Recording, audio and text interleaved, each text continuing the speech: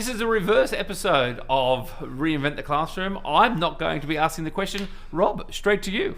Hey Brett, how you doing? I'm doing great. I'm always good. You know that. I do know that. Fantastic. You've had a huge year this year, 2022. Mammoth year, some might say. Mammoth year. What are you talking about, mammoth year? You got a big wry smile on your face when you say mammoth. Why is that? Well, there might be a little book just at the front of the table there called A Mammoth Lesson, Teaching in the Digital Age. There's my little baby, and it has done slightly well across the world. So I've been very happy with how it's been received in the education world. Yeah, fantastic. Tell us about it. What is it actually? You don't have to tell us about all the pages. I can't tell you all. People stop buying it. But look, it's my little book. It's my take. It's about 6 years in the making. It is my take on the challenges that we have in teaching in the digital age. It's about paying respect to pedagogical practices that we know that work. So not just throwing out the bath with the bathwater, so to speak, or the baby with the bathwater, but actually what has worked, traditionally what we know, and how can we leverage digital technologies to maximize student learning. And it's all done very me. I'm a primary school teacher by trade, as you know. It's done through story. I've got a beautiful metaphor about a mammoth, and we've got an ice age family of people who their curriculum is how to hunt mammoth, and when there are no more mammoths, they have a curriculum crisis, a little bit like how our students are entering a world that might be different to our curriculum and our practices. Their young hunters are entering a world that are missing the mammoth. So how do they adapt the lessons from their culture? How do we adapt the lessons from our school to best meet the needs of our students as they enter the world? It's a strong message. And just an Easter egg for this podcast, you did say that this was done backwards. I'm going to be interviewing you this time, but also the name of the tribe that you mentioned at the start of it is actually backwards. So maybe something to look try out and for. Work out the name of the family name of the people there, the Yogodept people. A little Easter egg for people to try and work out. Yes, fantastic. What else have you been doing this year? Well, I've got a new job, best job in the world, HP Education Ambassador. I'm absolutely loving it. What is an education ambassador? Okay, so do you know what? I basically have two very, very clear goals, two very, very clear purposes as that HP's Education Ambassador. I get to champion good digital pedagogy, good digital practice. HP are very invested in education, have been for a long time, extremely well-trusted brand within the education circles globally, but a huge footprint within Australia, leading brand across technology and hardware in the Australian education industry. And taking a real thought leadership approach to it. So discussing what are the challenges, what are the learnings, what could we do better. HP have a commitment to being able to improve the learning outcomes of 100 million students worldwide. My role in particular, I get to work with schools across Australia. Doesn't matter what system, what sector, what jurisdiction you're in. If you are ready to do something cool with technology, if you are ready to push boundaries, improve student learning, help with teacher training, then I'm happy to help make that happen. That's the number one pillar. That's the first part of my job. That's like half of my role. The other half of my role shares the same name as this podcast, Reinvent the Classroom. So cool. We have a Reinvent the Classroom initiative that schools can take part in. It's a suite of services, and it's next level, and we're delivering that across Australia at the moment.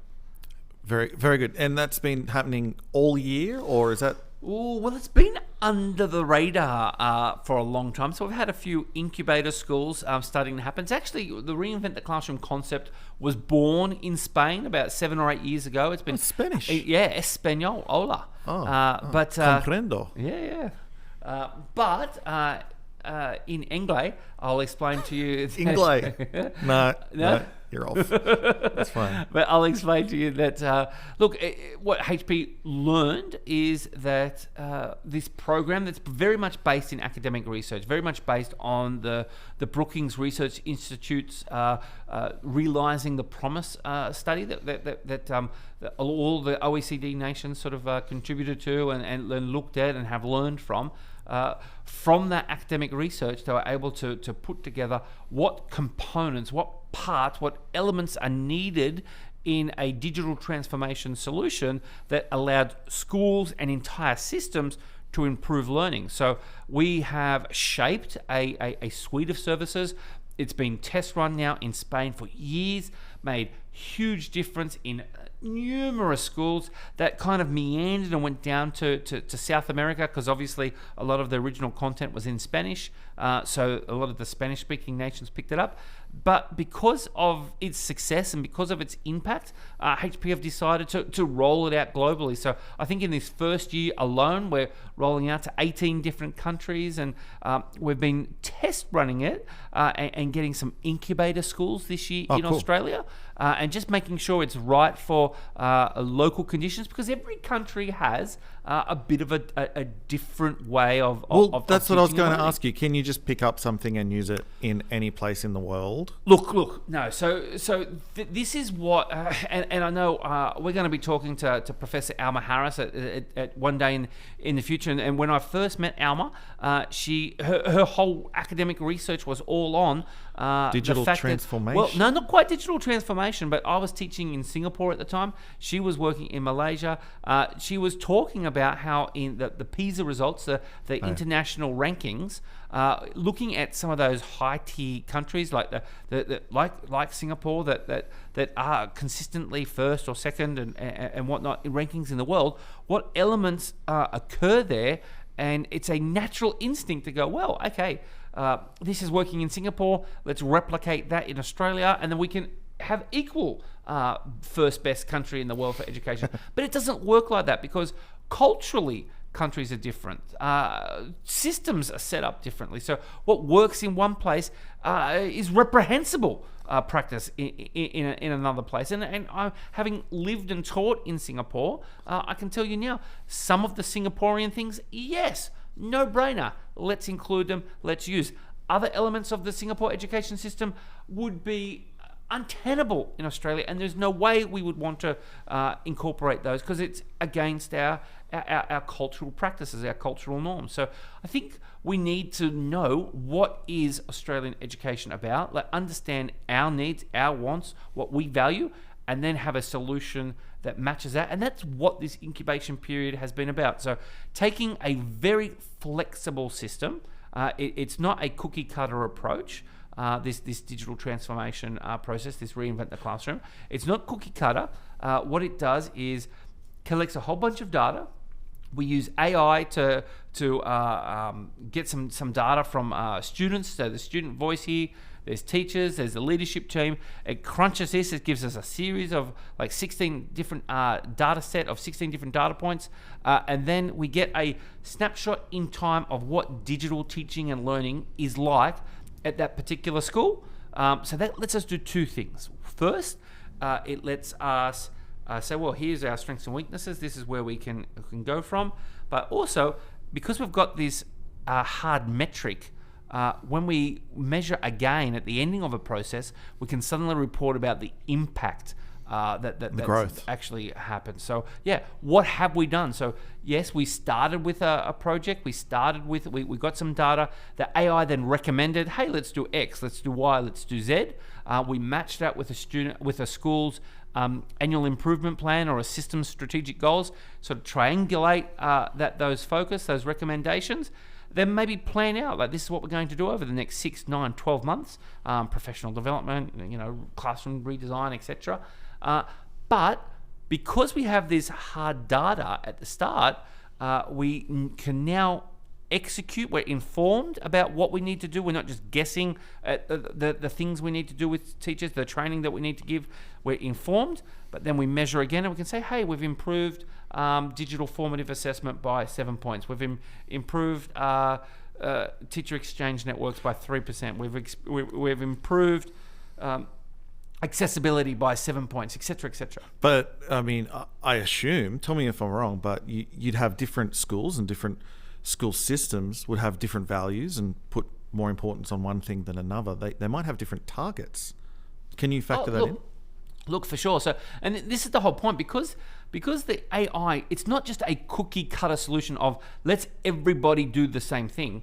Because we actually measure what that school particular needs, we cross-reference that with the school strategic goals, with the annual improvement plan, we get them a custom approach to this is what we're going to do. In line with what they're actually trying to do already. In line with what they're trying to do, where they're trying to move the needle, what's the right thing to do culturally in that particular area, because what a metropolitan school needs could be very, very different to what a rural or remote school might need. So work with the school, have an agreed sort of, focus or an agreed game plan of what's going to happen.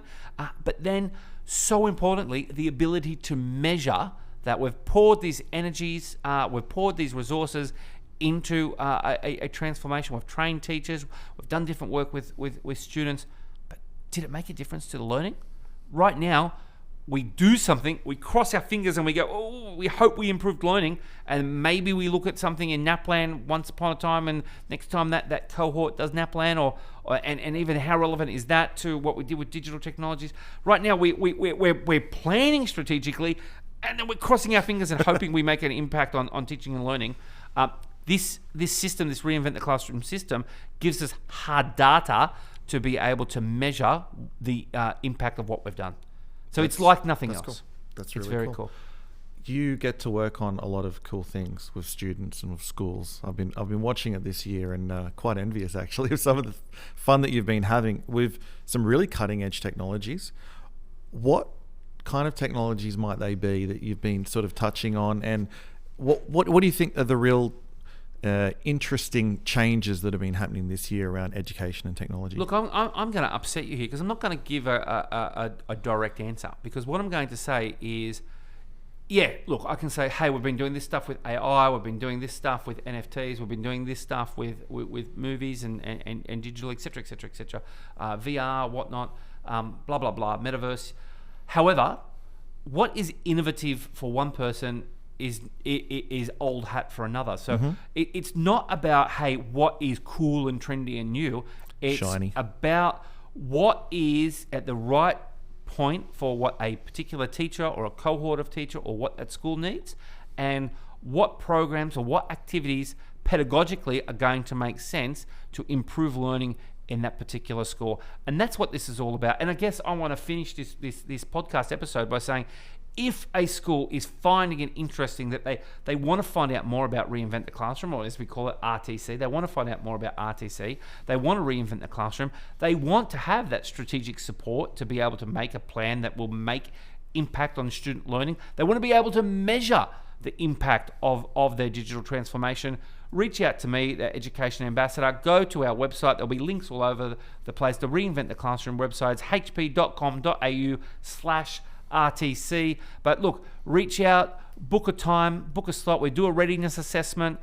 We can give you that data, and we can work together with you to form a strategic plan so that every school in Australia can make an impact and improve student learning. What's your favourite dinosaur? My favourite dinosaur? Impossible to answer just one. If I'm going to go with old school, Stegosaurus, because I'm loyal and I love steggies when I was little, and they're a little bit like me because big and slow and reliable, but also maybe a little bit of a sting in the tail for whip around if you mess with us too much. I do love a Pachycephalosaurus because it's got a big, hard head-buddy bone head. Maybe a little bit like me. I always used to put Pachycephalosaurus on my spelling lists when it came time when a kid asked for, can we do dinosaurs? Yeah, we can do dinosaurs. Pachycephalosaurus is on the spelling list this week. I do love a Pachy. But let's not forget, if we're going to talk prehistoric animals, I love a mammoth. Mammoth year. You asked me how my year's gone. It's been mammoth. I've loved every moment of it. And thanks so much for joining this episode and leading this episode. Thanks, Brett. Cheers, Rob.